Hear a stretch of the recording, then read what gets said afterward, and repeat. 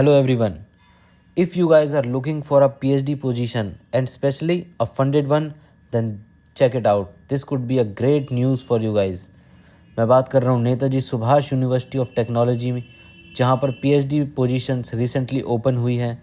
Non net candidates भी eligible हैं और फेलोशिप भी मिलेगी. So let's get further into it. तो जितने भी लोगों के पास बैचलर्स डिग्री इंजीनियरिंग और टेक्नोलॉजी में है, उनको मिनिमम 75% मार्क्स चाहिए या फिर इक्विवेलेंट CGPA. वहीं एमटेक या engineering, technology, design, architecture, management या रिस्पेक्टिव डिसिप्लिन या फिर उनके इक्विवेलेंट, वहाँ पर 60% मार्क्स चाहिए या फिर इक्विवेलेंट CGPA. और अगर मास्टर्स डिग्री साइंस, ह्यूमैनिटीज़ और सोशल साइंसेज में है, तो वहाँ पर आपको 55% मिनिमम मार्क्स या फिर CGPA, इक्विवेलेंट CGPA चाहिए होगी. अब बात कर लेते हैं इसमें सब्जेक्ट्स और सीट्स की. तो इलेक्ट्रॉनिक्स में 55 सीट्स हैं, ECE में 33 है, CSE में 25 सीट्स हैं, CSE ईस्ट कैंपस में 10 सीट्स हैं, IIT मेन में 8 सीट हैं, मैकेनिकल इंजीनियरिंग 22, मैकेनिकल वेस्ट में 7 सीट्स हैं, IC में 37, इलेक्ट्रिकल में 27, BCE में 4, जियो इन्फॉर्मेटिक्स में 5, सिविल में 13, design 2, mathematics 9, physics 15, chemistry 8, humanities and social sciences 4 and management studies में 14 सीट्स हैं. अब बात कर लेते हैं इसके सिलेक्शन प्रोसीजर की, जो कि 2 स्टेजेस में रहने वाला है. पहला होगा आपका रिटन एंट्रेंस टेस्ट और दूसरा होगा इंटरव्यू. जी हाँ, कोई भी यहाँ पर CBT बेस्ड एग्ज़ाम नहीं होने वाला है, रिटन टेस्ट होगा. और जितने भी लोगों के पास रिसर्च फेलोशिप है, वो लोग इस एग्ज़ाम से एग्जेम्प्टेड रहेंगे. लेकिन उससे पहले आपको एक NOC यूनिवर्सिटी में देना होगा एकेडमिक सेक्शन में, वो भी 28 नवंबर से पहले. अब रिटन टेस्ट की जो वेटेज रहने वाली है वो यहाँ पे 70% रखी गई है और इंटरव्यू की 30%.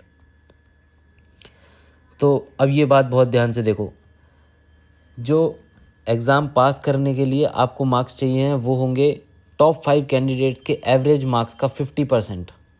दोबारा से, टॉप 5 कैंडिडेट्स के एवरेज मार्क्स का 50%. उसके बाद ही आप लोग इंटरव्यू के लिए एलिजिबल होंगे. इंटरव्यू के लिए आपको एक 10 मिनट की पावर पॉइंट प्रेजेंटेशन बनानी होगी अपने रिसर्च इंटरेस्ट की. और सिलेबस और एग्ज़ाम पैटर्न की अगर बात करूं तो यहाँ पर 2 सेक्शंस होंगे. पहले सेक्शन में आपके रिसर्च एप्टीट्यूड के क्वेश्चंस होंगे और दूसरे में सब्जेक्ट स्पेसिफिक क्वेश्चंस रहने वाले हैं. फाइनेंशियल असिस्टेंस, भाई यहाँ पर 2 तरह की फेलोशिप्स होती हैं NSUT में. पहली होती है TRF, दूसरी है URF.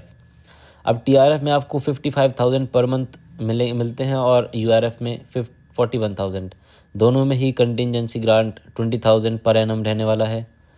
अब यहाँ पर जो ड्यूटीज़ हैं उसमें थोड़ा सा डिफरेंस आ जाता है. TRF के केस में आपको थ्योरी क्लासेस लेनी होंगी, आपको पढ़ाना पड़ेगा, और URF के केस में आपको प्रैक्टिकल क्लासेस लेनी है.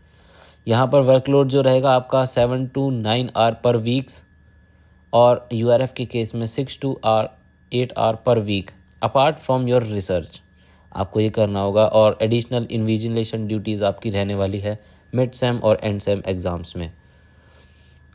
आ जाओ, अब इम्पॉर्टेंट डेट्स को एक बार देख लो.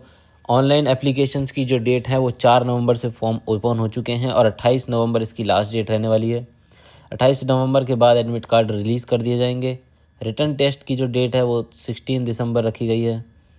शॉर्टलिस्ट कैंडिडेट्स इंटरव्यू के लिए 18 दिसंबर को रिज़ल्ट आएगा. PhD इंटरव्यूज़ 19 से 23 दिसंबर तक चलेंगे. और फिर फाइनल लिस्ट सेलेक्टेड कैंडिडेट्स की 26 दिसंबर को आ जाएगी. लास्ट डेट फीस सबमिशन की रहने वाली है 30 दिसंबर. ये बात ध्यान रखें कि जो लोग रिटन टेस्ट से एग्जाम्पशन चाहते हैं उन लोगों को एक NOC देना होगा एकेडमिक सेक्शन में 28 नवंबर से पहले.